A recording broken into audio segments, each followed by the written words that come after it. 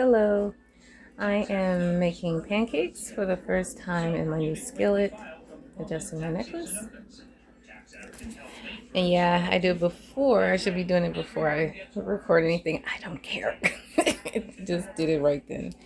Um, yeah, so I'm making pancakes in my skillet. I had put some oil in it first. It was already warm because I had washed it and I used the heat to dry it. So I just went ahead and poured oil in it. I put vegetable oil and I just took the wooden spoon and I just went around the pan and I was just kind of smearing it all over and the inside of the walls and even on the top part where the rim is, because I'm trying to develop a patina or an oil, a barrier that helps it to be more non-stick, and so there won't be any sticking going on. Not that there is any major sticking, but I can see that it's brand new and it's going to take a few applications for it to really settle in. It's just like anything else. I mean, it is, even though it's not, 111 just came up. It's not exactly cast iron. It is cast iron, but the surface is not the rough and the rough edge version of cast iron. It's still a matte finish, so it still is connected to cast iron. So at the end of the day, it's all the same. So even though it's slightly different. So making. So this is what I have, and it browns pretty good. The ones I put in first, these few here, they browned really good, and the other ones I'm just maneuvering them around. I'm gonna be taking these up in a minute because oh, see, it browns really good. You have to give it time. But I've had to kind of adjust it a little bit. See, they're browning really good, so I'm about to take these up because these are definitely done. The heat disperses very well, like cast iron is supposed to. You have to give it time. It's about patience. Otherwise you're going to find fault with it. Just like anything else in life, if you don't give something patience and time, it will, things will happen. Like for instance, I tried to flip this and it was still pretty wet, and it crumbled a bit, or fell apart. But that's okay because I'm not about perfection. I'm trying to eat something. I haven't eaten since yesterday, like literally early yesterday afternoon. Actually, I didn't eat anything yesterday. Let's just be real honest about it. I didn't eat nothing. I ate I ate Sunday early afternoon and ate absolutely nothing yesterday. And I'm not doing this because I am purposely trying not to eat anything. It's because of whatever it is that I'm dealing with. I could be tired. I could have been up all night, just up on my feet, and, just dealing with, the afflictions cast upon my body, whatever the case may be, because I'm coming off of my monthly, to, be very discreet about it. But, my cycle, I'm, getting towards the end of it, and it was pretty aggressive, as it's always been, but it's aggressive now because of what I'm dealing with here. But I'm coming off of it, and, yeah, these will be coming up in a minute. So I use a protein shake for the liquid, called Boost. I use that because I'm very low on my water. I'm literally on my last water bottle. And so I thought, let me just go out here and just grab one of these and pray over it. And first, because that's what you should do, pray over everything that you're uncertain about or certain about. Just pray over it because, we are in the world. This is a very spiritual world that we're in. And you don't know if anything's been cast on anything to make it harm you in any way. But if you're here, I mean, we're all here with a purpose. So nothing will happen. No, nothing can take our life.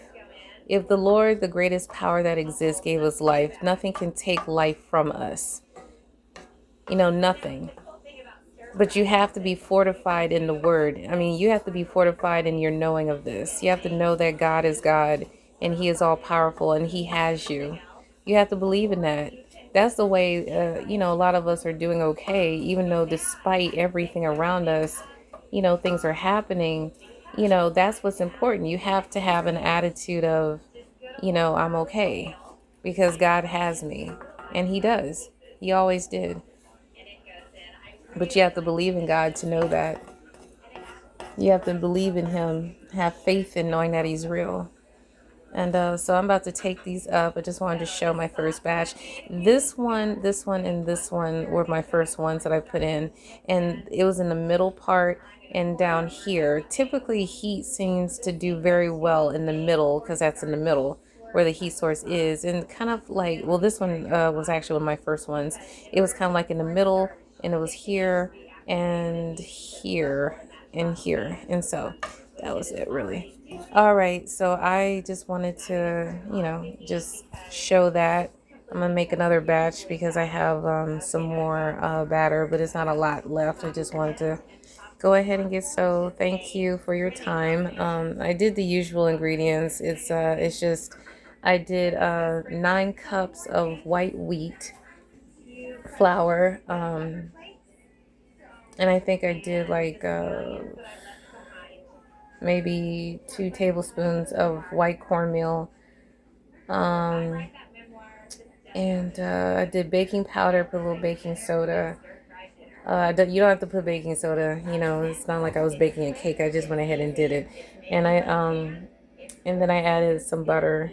It was room temp softened butter, wasn't melted. I just mixed it in, and it's okay if it clumped up because I added liquid to it and it helped to smooth it all out. And just some iodized salt and vanilla extract, and that's pretty much it. And the Boost protein shake was flavored vanilla, so I have an extra vanilla flavoring going on. So what I'm gonna do is make this last batch of pancakes, and then I'm gonna make a very small amount of syrup in the pan, and then I'm just gonna just put them back in the pan, and then I have my syrup. And so they're gonna be covered with syrup, and they'll be all yummy and good stuff.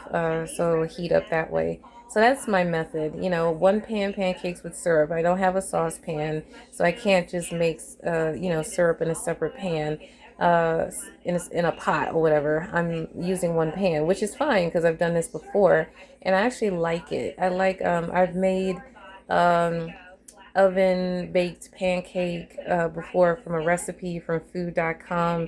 I have it on my YouTube channel under my posts. I did it a few good times because I love the result. It puffs up so nicely. It's delicious, and I like how much it bakes into, like how big it gets, because it feels very satisfying and fulfilling. But I've put made syrup with water, light brown sugar, dark brown sugar, either or. And that's it. Just a touch of salt, some vanilla extract, and when it's done, and some butter when it's done, so it can melt into it. And it's very simple. You're just doing water and sugar and letting it cook down. It's kind of like making a simple syrup. It's kind of like that concept, a simple syrup, and just letting it cook down and just letting it, either thicken or whatever. And I would suggest maybe add a tiny bit of cornstarch, maybe. But cornstarch does lump up, so it would probably be best to do it at the start before you start adding heat to it. So maybe a little cornstarch if you want it thicker, but in the original recipe you don't have to add all that. It just does it on its own, and it typically does. It just depends on how much sugar and water that you have together. If you have more water than you should of sugar, then it's going to be really watery. But if you have more sugar than water, then it's going to cook down and be thicker and more like syrup, the viscosity of it. So that's all. I just wanted to just stop in for a second and just give a shout out and send all love and light. We are now in January the 6th, which is Tuesday.